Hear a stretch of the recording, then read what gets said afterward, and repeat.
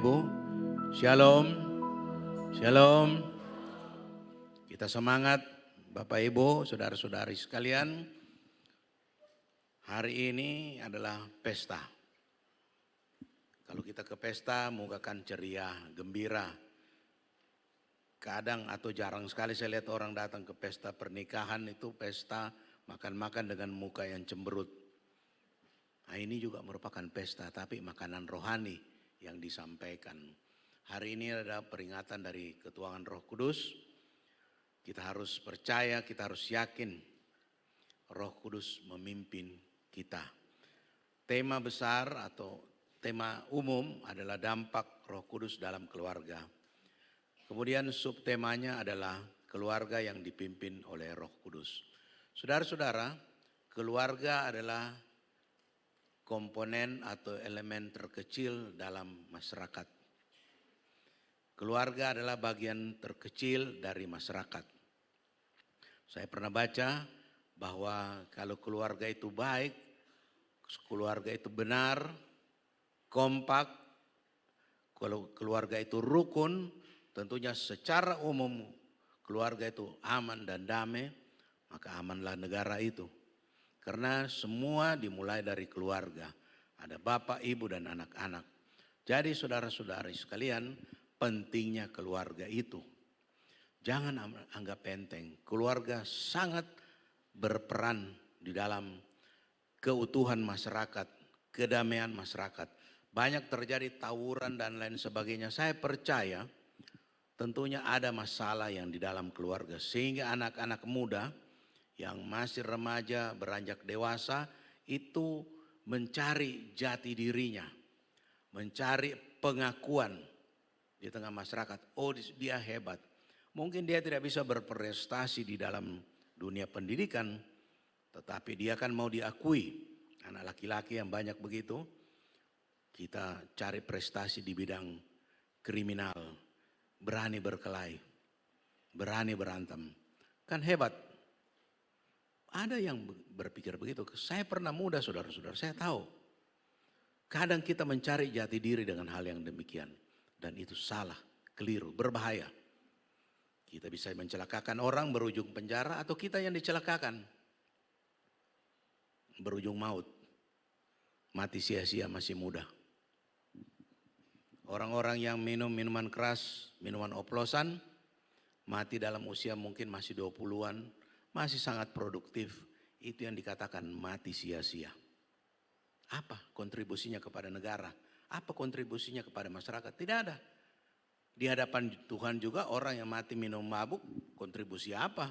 Berbuat jahat, kriminal dan kemudian kena tembak. Apa kontribusinya terhadap kerajaan surga? Tidak ada. Mati sia-sia. Saudara-saudara, keluarga yang dipimpin oleh Roh Kudus ini menjadikan kehendak Allah sebagai pusat kehidupan. Pusat kehidupan bersama dalam kasih. Rumah tangga saudara-saudara perlu ada kasih.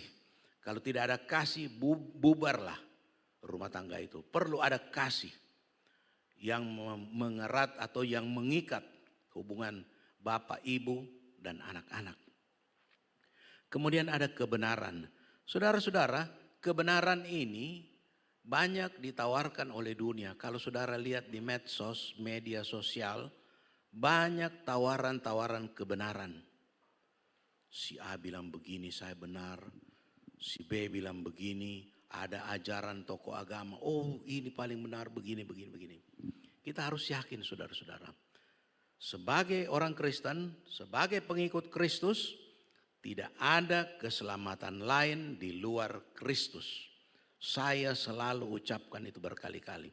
Ketika saya masih menjadi pembina rohani di kampus, ada yang namanya UKOM, Unit Komunitas Kristen, itu saya jadi pembinanya. Saya sering mengucapkan ini. Kadang di perayaan Natal saya diminta kata sambutan, saya menyampaikan ini. Bahwa tidak ada jalan lain, saudara-saudara, adik-adik mahasiswa. Di luar Kristus tidak ada keselamatan lain. Itu dicamkan betul-betul sehingga masuk diresapi sehingga anak-anak muda ini betul-betul tertanam dalam pikirannya, jangan cari juru selamat lain. Tidak ada juru selamat lain kecuali Kristus. Itu kita harus tanamkan pikiran yang sangat ekstrim bahwa tidak ada jalan lain. Karena tawaran di dunia sana di marketplace itu banyak. Yang kadang membuat kita, apa iya ya betul mungkin ada jalan lain. Apalagi dengar semua agama sama, ada banyak jalan ke Roma. Waduh, memang kalau mau ke Roma yang benar, yang sebenarnya bisa lewat laut, lewat udara, sampai di pelabuhan tertentu kemudian kita lewat darat. Bisa, tapi kalau ke surga hanya ada di dalam Kristus. Jadi saudara-saudara, kebenaran inilah yang diajarkan oleh firman Tuhan. Bahwa buku ini penuntun jalan ke surga. Selain itu, buku ini, Alkitab ini adalah buku yang membentuk karakter kita menjadi karakter Kristus. Itu saja saudara-saudara. Sehingga kita menjadi orang yang bernilai di hadapan Tuhan. Kalau kita sudah punya nilai, mungkin di tengah masyarakat kita tidak bernilai. Strata sosial kita di bawah, kita orang terpinggirkan, marginal, tidak dianggap, tidak soal saudara-saudara. Tetapi saudara punya nilai tersendiri di hadapan Tuhan. Yang ketika saatnya saudara dipanggil pulang, saudara bisa masuk ke rumah Bapa, di mana negeri yang tidak ada tangis dan air mata. Saudara-saudara, dalam bulan ini ada beberapa jemaat kita yang sudah kembali ke rumah Bapa. Saya terkesan dengan Bapak Kaseng Malik. Dia dipanggil Tuhan dalam usia 92 tahun. 95 tahun. Luar biasa. Apa pelajaran yang saya tangkap?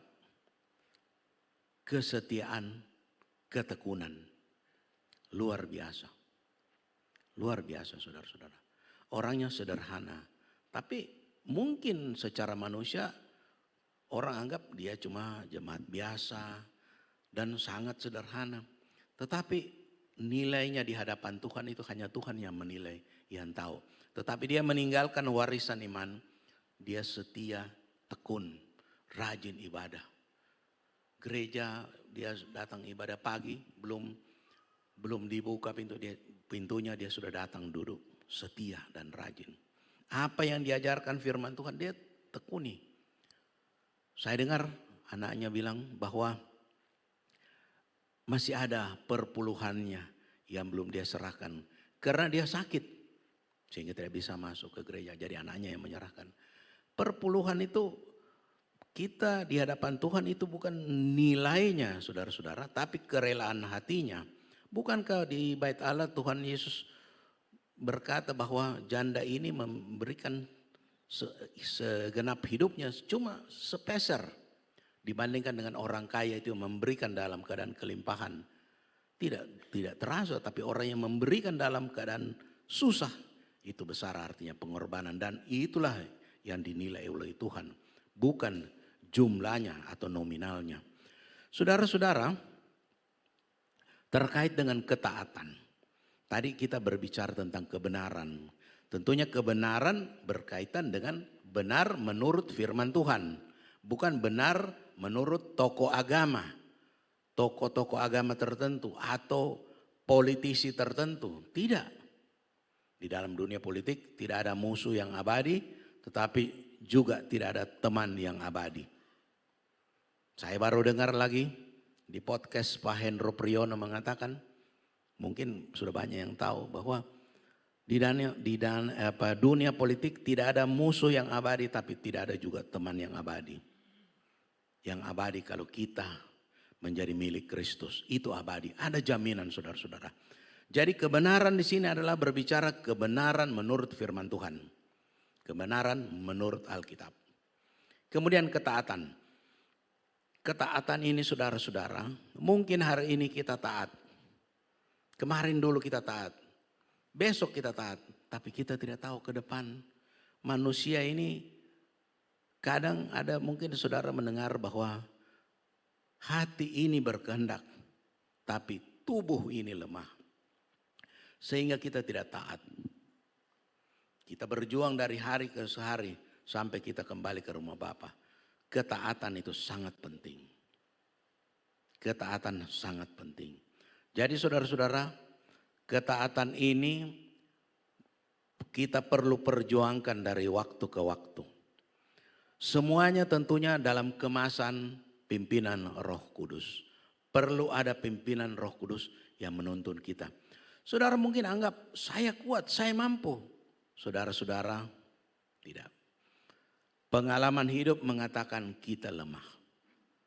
Kan sudah dikatakan tadi, hati ini berkehendak tapi tubuh ini lemah. Kadang nanti sudah jatuh, aduh iya saya salah.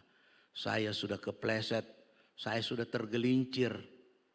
Bahkan terpuntir, jatuh. Bertobat lagi. Nanti begini-begini baik-baik, jatuh lagi. Kita harus hati-hati saudara-saudara. Jadi perlunya pimpinan Roh Kudus. Hari ini adalah hari ketuanan Roh Kudus. Kita tahu bahwa betapa pentingnya peranannya di dalam keluarga, di dalam kehidupan kita sehari-hari.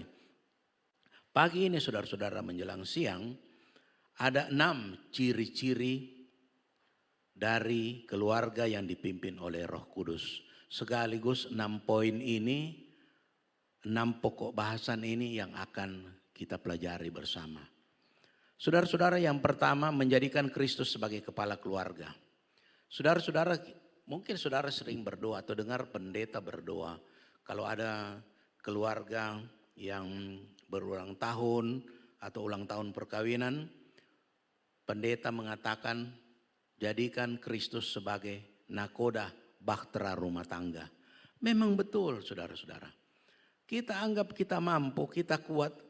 Tetap kita punya kelemahan dan kekurangan. Tidak ada orang yang kuat. Tidak ada orang yang kuat. Keluarga yang dipimpin oleh Roh Kudus itu menempatkan Kristus sebagai pusat dan mempunyai otoritas tertinggi di dalam rumah tangga kita. Kita harus praktekkan. Bukan cuma didengarkan, diaminkan, tapi dipraktekkan. Implementasinya dalam penghidupan kita sehari-hari. Itu yang sangat penting. Coba kita baca di dalam Efesus 5 ayat yang ke-23. Karena suami adalah kepala istri sama seperti Kristus adalah kepala jemaat. Dialah yang menyelamatkan tubuh. Jadi Kristus yang mempunyai otoritas tinggi. Itulah yang menyelamatkan kita. Hidup kita.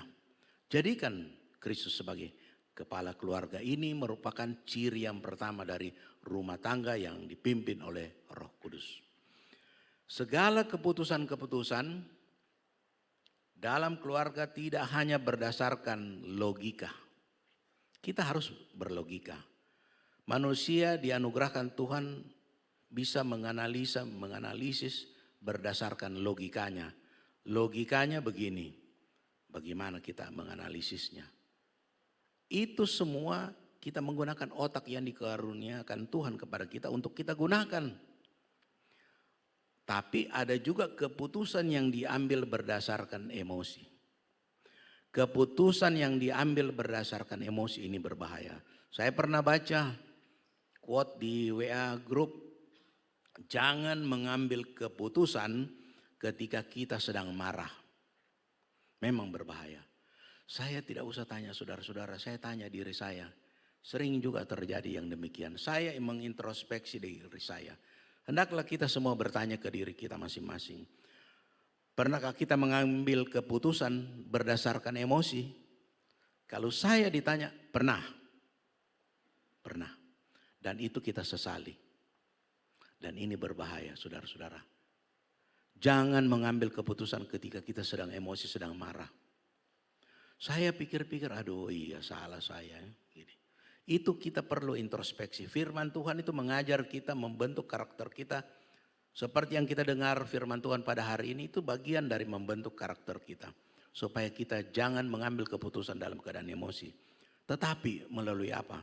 Melalui doa dan tuntunan firman. Tuntunan berarti kata dasarnya tuntun, seperti seorang bapak atau seorang ibu menuntun anaknya berjalan di tengah keramaian. Kalau dilepas anaknya itu bisa lari ke sana kemari. Tahu-tahu dia lihat, mana ini anak sudah hilang. Bikin repot, bikin masalah. Jadi saudara-saudara, tuntunan firman ini sangat penting.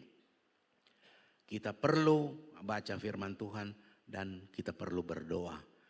Saudara tidak usah berharap mendengar guntur di langit, kemudian suara Tuhan datang kepada saudara. Bukan begitu saudara-saudara.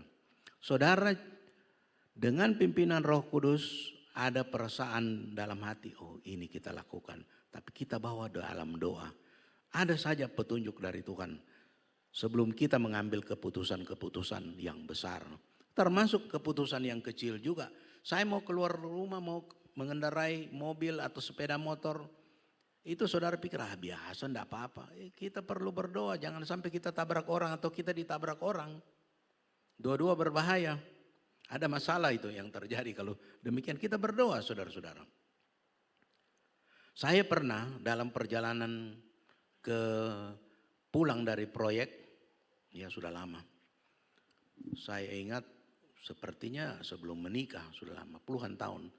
Tetapi saya punya kelemahan kalau membawa kendaraan, saya sendiri suka mengantuk di jalan. Sampai hari ini. Saya dalam mata seperti hilang pikiran sejenak begitu. Setengah terpejam, saya tiba-tiba sadar pasti Tuhan yang mengingatkan. Saya punya ban mobil ini sudah di bagian sebelah kanan dari jalan, di aspalnya dekat bahu jalan yang sebelah kanan. Pas tikungan jembatan, kalau meleset itu masuk langsung di sungai itu. Fatal saudara-saudara. Tapi Tuhan kasih sadar, saya ingat. Langsung saya berkeringat saudara-saudara. Saya turun dari mobil, saya bawa air minum aqua, langsung saya cuci saya punya muka. Jalan lagi. Saya tidak lap supaya segar terus. Tapi begitu karena kelemahan itu, nanti sudah dekat-dekat kebun kopi, mulai mengantuk lagi. Tapi waktu di kebun kopi tidak mengantuk karena begini-begini kan. Belok kiri, belok kanan. Tetapi itu saudara-saudara, kita harus bawa dalam doa. Kalau kita keluar rumah berdoa. Itu sudah kebiasaan saya puluhan tahun yang saya kerjakan. Saya berdoa. Jangan kita buru-buru pergi mau cepat berdoa. Itu tandanya kita menggantungkan harapan kita kepada Tuhan. Bukan kepada manusia. Kemudian ciri yang kedua adalah firman Tuhan sebagai dasar hidup. Atau fondasi kehidupan kita.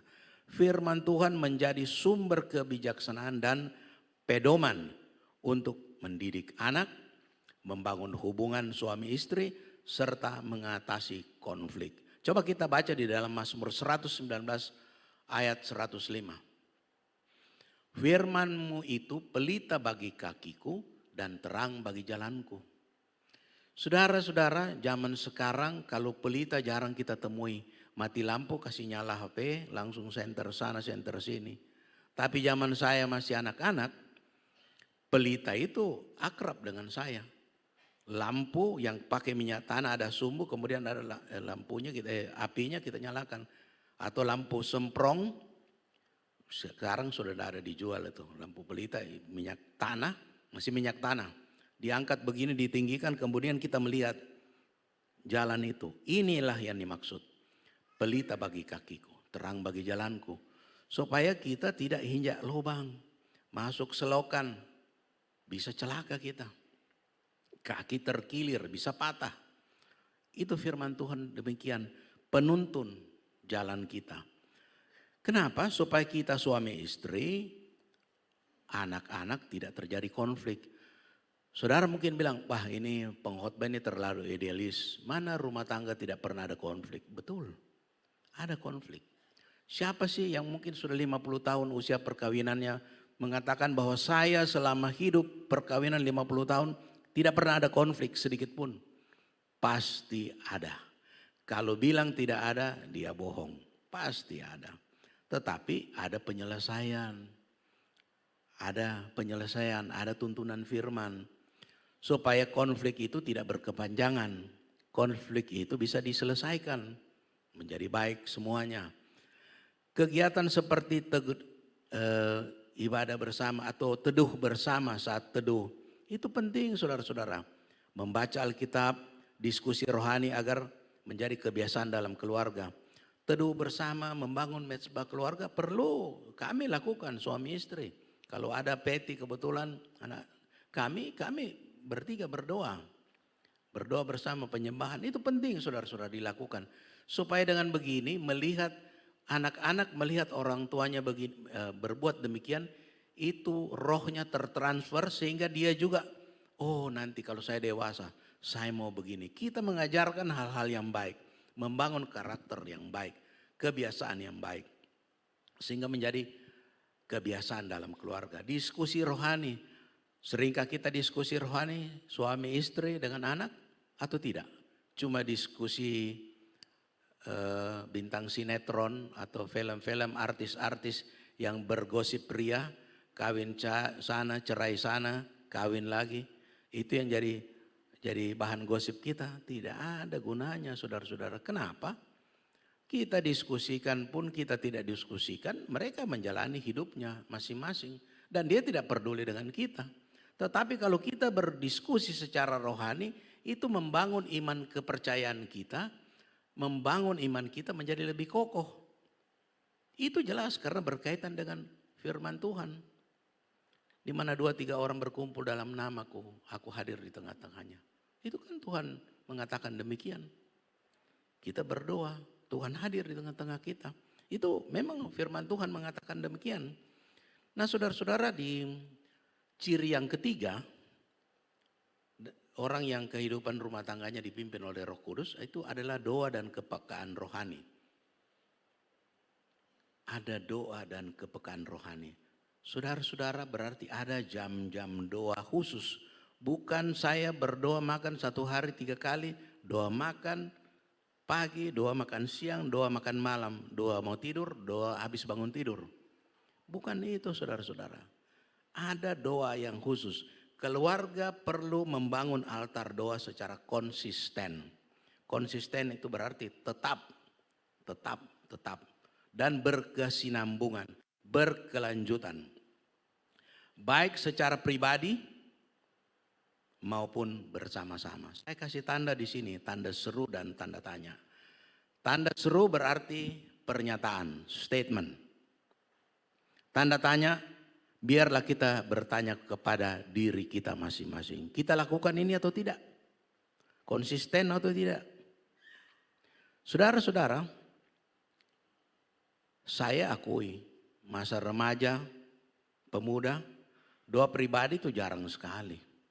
Jarang sekali. Nanti ada masalah baru doa pribadi. Jarang. Tetapi semakin saya berumur, semakin saya rasa, waduh, kalau bukan Tuhan saya tidak ada arti apa-apa. Dan saya bukan apa-apa. Di dalam dunia kerja saya tahu, karena saya mulai bekerja di dunia jasa konstruksi itu pada tahun 1975. Tetapi menghadapi dunia kerja sampai hari ini, saya kira saya tahu banyak, ternyata lebih banyak yang saya tidak tahu. Karena teknologi berkembang, lebih banyak yang saya tidak tahu dan harus belajar. Nah saudara-saudara, kita jangan sampai karena kita punya pengalaman yang banyak, kita sudah punya kepercayaan diri yang kegedean, berkelebihan. Oh saya tahu semua, tidak ada saudara-saudara. Kita harus tahu bahwa kita sangat terbatas. Kita perlu doa pribadi supaya Tuhan menuntun dalam langkah hidup kita, dalam pekerjaan kita, dalam pergaulan kita, dalam hal apapun juga. Dan juga perlu doa bersama membangun mezbah keluarga. Sehingga kita punya kepekaan, sensitif terhadap suara Roh Kudus. Belajar membedakan kehendak Allah dalam berbagai keadaan. Kita perlu tahu. Kalau tidak, teman-teman bilang A, iya saya ikut. Teman-teman bilang B, saya ikut. Ketika kita tampil beda, dia bilang jangan, pendeta ini tidak boleh. Kita malu disebut pendeta. Kita malu, jadi karena menghargai teman-teman, pergaulan kita, sepergaulan kita, atau mungkin atasan kita, kita ikut. Padahal kita lupa kita sudah tidak menghargai Tuhan demi menghargai manusia. Kita tinggal pilih kan, menghargai Tuhan atau menghargai manusia. Dalam Roma 8 ayat yang ke-14, coba kita baca Roma 8 ayat yang ke-14. Semua orang yang dipimpin roh Allah adalah anak Allah. Jadi anak Allah itu dipimpin roh Allah. Kalau anak setan, roh setan yang pimpin. Dalam satu pertemuan kira-kira tahun 99 kurang lebih. Atau 2000. Ada pertemuan, saya kebetulan aktif di Badan Kerjasama Umat Kristiani Kota Palu. Sebagai sekretaris, kemudian kita datang kumpul dengan pendeta-pendeta. Waktu itu memang Palu kurang aman, orang-orang yang mengingat masalah itu Palu banyak mengalami goncangan. Orang dari pusat Jakarta datang memberikan informasi penting. Seorang tokoh politik tapi sudah almarhum mengatakan, yang bukan hamba Tuhan keluar. Wih, saya bukan pendeta, memang yang lain-lain banyak pendeta. Yang bukan hamba Tuhan keluar. Wih, ini kayak perintah komandan ini. Saya bilang, Pak, yang saya tahu itu di dunia ini cuma hamba Tuhan dengan hamba iblis. Saya tidak mau disebut hamba iblis. Akhirnya mati cerita dia. Karena mau bilang apa, hamba Tuhan atau hamba iblis? Kita semua hamba Tuhan. Saudara-saudara bukan pendeta, tapi saudara hamba Tuhan loh. Saudara tidak berkhotbah, saudara tidak tampil di mimbar, tetapi saudara hamba Tuhan.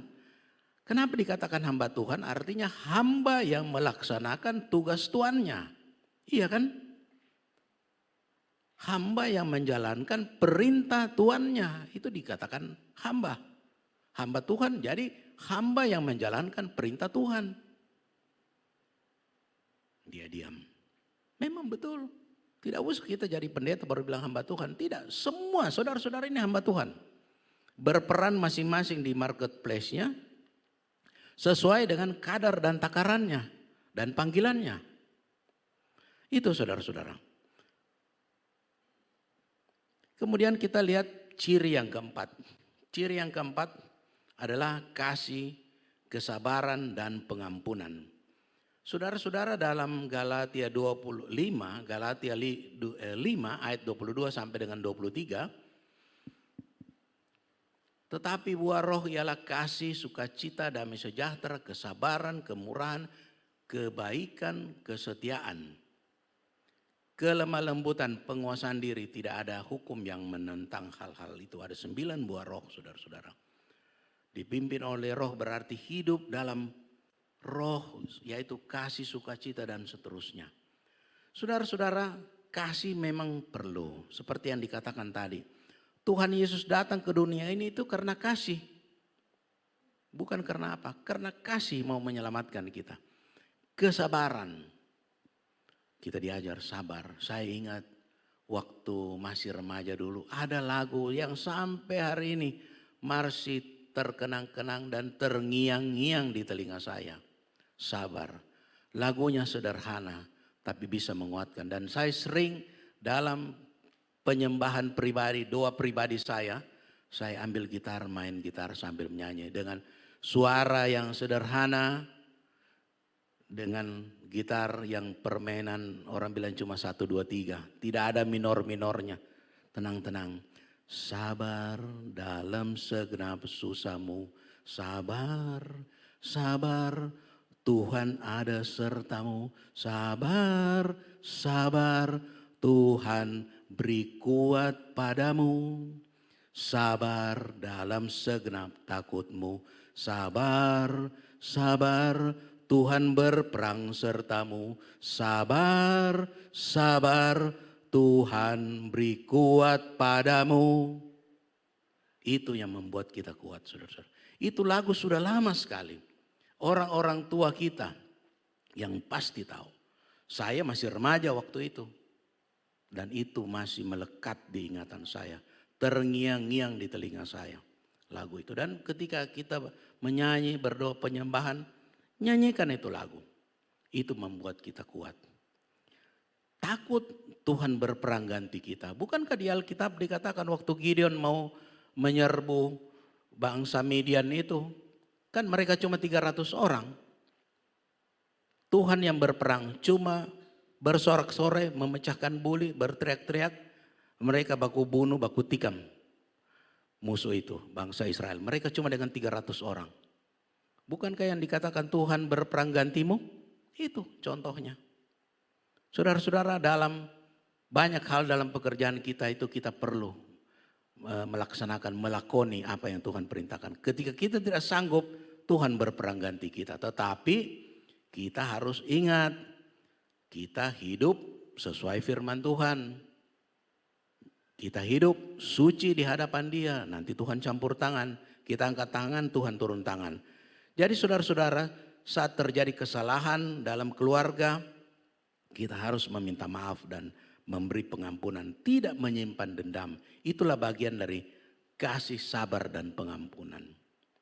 Saya pernah baca, saya lupa siapa tokohnya, dia mengatakan kalau kita menyimpan dendam sama dengan kita mengharapkan musuh kita mati, tapi kita yang minum racun. Kita benci orang itu, kita dendam pada orang itu, kita mimpi-mimpikan dia mati, itu sama dengan kita mau dia mati, kita yang minum racun. Artinya itu merugikan, merusak kita punya kesehatan. Kesehatan mental, bahkan bisa secara fisik kita rusak. Kita yang rugi. Apa untungnya kalau begitu? Apakah musuh kita mati? Tidak. Dia mungkin tenang-tenang, kita yang menderita. Ciri yang kelima, mendidik anak dalam takut akan Tuhan. Ini perlu saudara-saudara. Orang tua tidak hanya fokus pada prestasi duniawi, tetapi lebih untuk membentuk karakter Kristus dalam diri anak itu. Amsal 22 ayat yang ke-6. Didiklah orang muda menurut jalan yang patut baginya, maka pada masa tuanya pun ia tidak akan menyimpang daripada jalan itu. Jadi anak itu dididik dari masa muda supaya dia terbentuk karakternya menjadi karakter Kristus. Efesus 6 ayat yang keempat. Efesus 6 ayat yang keempat. Dan kamu bapak-bapak janganlah bangkitkan amarah di dalam hati anak-anakmu, tetapi didiklah mereka di dalam ajaran dan nasihat Tuhan. Bapak ibu mendidik anaknya dengan baik, dengan lembut. Jangan mendidik secara keras, kasar. Kalau marah sama anaknya, goblok kamu, bodoh kamu. Jangan saudara-saudara. Kata-kata itu doa kita, jangan. Saudara-saudara kita di seberang juga mengatakan itu kata-katamu, doamu. Betul, Tuhan tidak mau kita mengatakan hal yang demikian. Kita harus bilang pintar kamu, bagus, prestasi bagus. Jangan dia dapat 5 memang bodoh kau. Akhirnya terintimidasi dia selalu bodoh. Akhirnya dia bodoh betul. Dia cari jati dirinya, dia jadi preman. Karena orang itu selalu mau berusaha mencari jati dirinya, pengakuan terhadap dirinya. Sehingga dia cari di tempat lain yang berbahaya, menyerempet bahaya. Anak-anak diajar untuk menghormati orang tua dan taat kepada Tuhan. Di dalam Amsal 1 ayat yang ke-7, itu bagus sekali ayat itu. Dan itu perlu ditanamkan kepada anak-anak dan juga kita ini anak-anak tua. Takut akan Tuhan adalah permulaan pengetahuan. Tetapi orang bodoh menghina hikmat dan didikan. Ketika saya tugas belajar di tesis saya di Bandung waktu itu, saya tulis ayat ini. Amsal 1 ayat yang ke-7. Permulaan pengetahuan takut akan Tuhan. Karena saya tahu ini penting sekali untuk kita. Dan sekaligus ketika ada orang yang membacanya, karena ditaruh di perpustakaan, itu orang bisa lihat, ada ayat.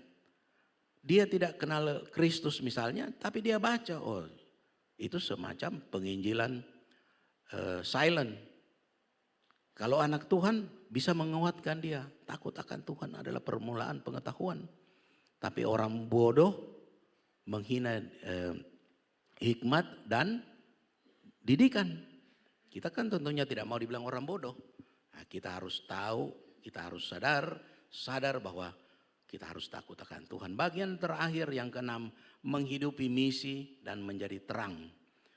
Keluarga ini, keluarga kita jangan menjadi eksklusif, tertutup pada dirinya sendiri, tertutup pada kelompoknya sendiri, atau tertutup komunitasnya tersendiri. Sehingga kalau ada orang yang mungkin secara sosial dia dibawa, tidak dipandang sebelah mata. Pendeta-pendeta pun tidak boleh begini. Nanti ada cerita dari jemaat, oh kalau pendeta A hebat khotbahnya, bagus, jago dia khotbah. Tetapi kehidupannya eksklusif. Cuma jemaat-jemaat tertentu saja yang mau dibesuk. Cuma jemaat-jemaat tertentu saja yang mau dikunjungi. Cuma jemaat-jemaat tertentu saja dia mau bergaul. Itu tidak boleh, saudara-saudara. Kapan kita bisa jadi garam dan terang dunia? Kalau di situ kita sudah jadi batu sandungan. Tidak boleh. Semua orang sama dengan seperti Kristus datang, lahir dibaringkan di palungan. Saya percaya tidak ada satupun kita di sini ketika lahir dibaringkan di palungan.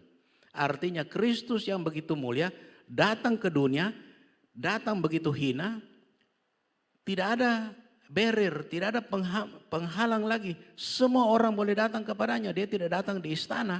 Makanya orang Majus itu kan kaget dia datang di istana mencari. Padahal bukan, dibaringkan di palungan. Artinya bahwa Kristus yang merupakan role model kita, panutan kita datang begitu rendah. Kita sebagai pengikut hamba Tuhan, kan hamba melaksanakan perintah Tuhan kan. Bukan berarti kita harus lebih tinggi, kita pemimpin. Oh bukan saudara-saudara, jangan bawa kata-kata begitu.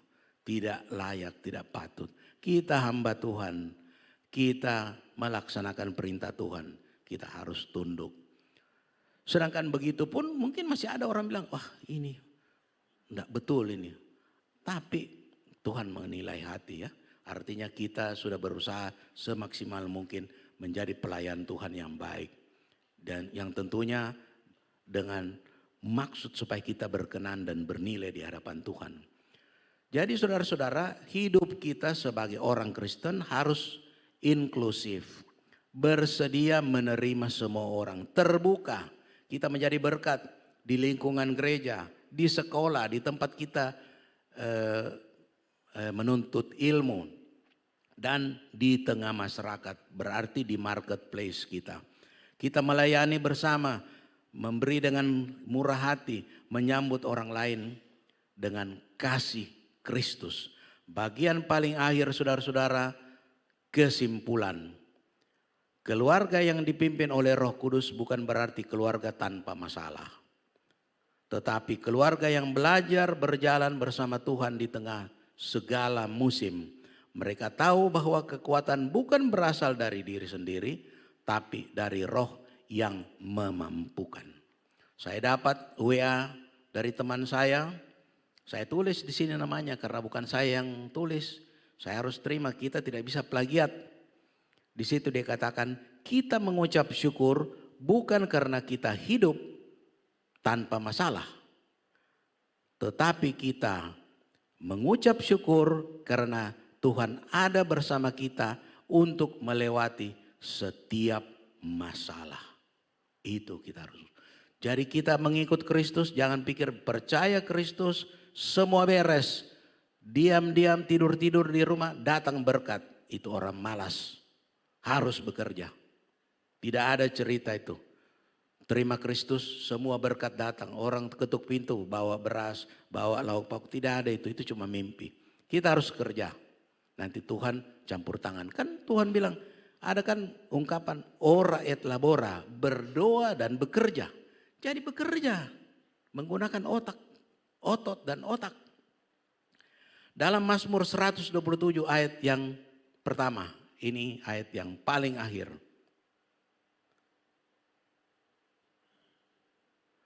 Nyanyian Syarah Salomo. Jikalau bukan Tuhan yang membangun rumah, sia-sialah usaha orang yang membangunnya. Jikalau bukan Tuhan yang mengawal kota, sia-sialah pengawal berjaga-jaga. Mungkin kita pikir oh cuma membangun rumah. Arti dalam ayat dalam firman Tuhan dalam Alkitab itu banyak kiasan-kiasan. Jadi bukan cuma berbicara rumah, tetapi kalau bagian keduanya, jikalau bukan Tuhan yang mengawal kota, sia-sialah pengawal berjaga-jaga. Raja Salomo waktu itu kerajaan Israel lagi dalam puncak keemasan. Lagi kuat-kuatnya. Musuh-musuh di sekitarnya itu takut. Tetapi dia sebagai orang yang berhikmat, firman Tuhan mengatakan sebelum dan sesudah dia, tidak ada yang mempunyai hikmat sama dengan Salomo lagi. Dia dalam keadaan masa keemasan, dia katakan jikalau bukan Tuhan yang mengawal kota, sia-sialah pengawal berjaga-jaga. Artinya pengawal-pengawalnya pun itu dia anggap sia-sia. Kalau bukan Tuhan yang membackup, kalau bukan Tuhan yang melindungi dia. Kita harus demikian, kita kan bukan Salomo, kita kan cuma rakyat jelata, orang biasa, apalagi.